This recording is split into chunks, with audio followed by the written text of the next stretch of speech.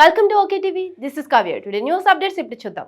YCP corporator Mylavarapu Ratnakumari భర్త మైలవరపు దుర్గారావుపై సుత్తులతో దాడి చేసిన టీడీపీ జనసేన కార్యకర్తలు.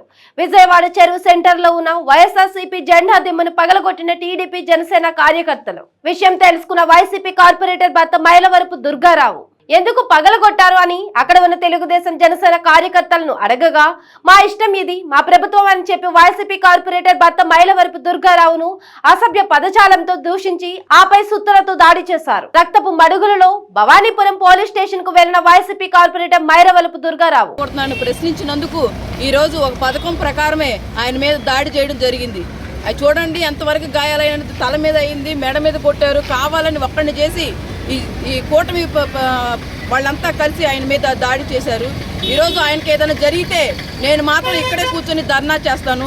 ఇంతవరకు నేను ఎక్కువ ఎవరితో కూడా మాట్లాడలేదు. కానీ నా భర్తకు కానీ ఏదైనా జరిగితే నేను ఊరుకునే ప్రసక్తే లేదు. ఇదే సెంటర్లో ఎక్కడే కూర్చొని ఏ దిమ్మ కోసం అయితే వాళ్ళు నా భర్త మీద దాడి చేశారో ఆ దిమ్మ నెక్స్ట్ జనసేన దిమ్మ పెడదామని ప్రయత్నించారు. ఆ దిమ్మ ఎలా పెడతారో నేను కూడా చూస్తాను ఈరోజు.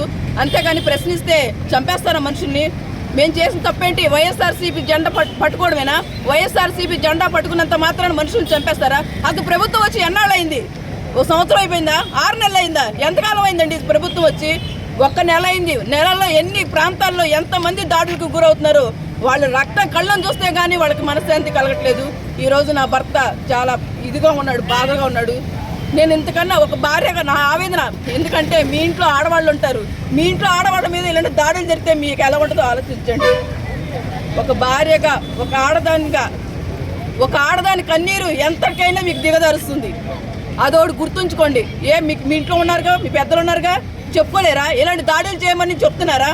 ప్రభుత్వం చెప్తుందా ఇలాంటి దాడులు చేయమని?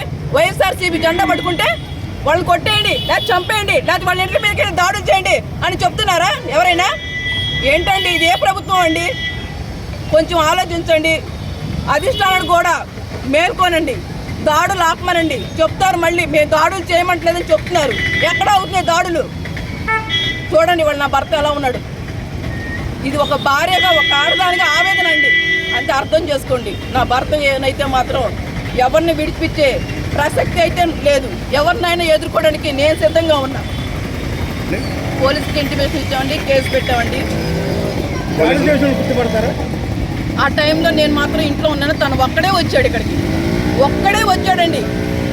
ఒక్కడే వచ్చి అడిగినందుకు ఆ సుత్తులు కూడా మీరు పోలీసుల వెహికల్లో చూడొచ్చు ఎలాంటి సుత్తులు ఉన్నాయో. ఒక దిమ్మ పగలగొట్టాలంటే ఎలాంటి మన వస్తువు వాడతామో మీరు చూడొచ్చు.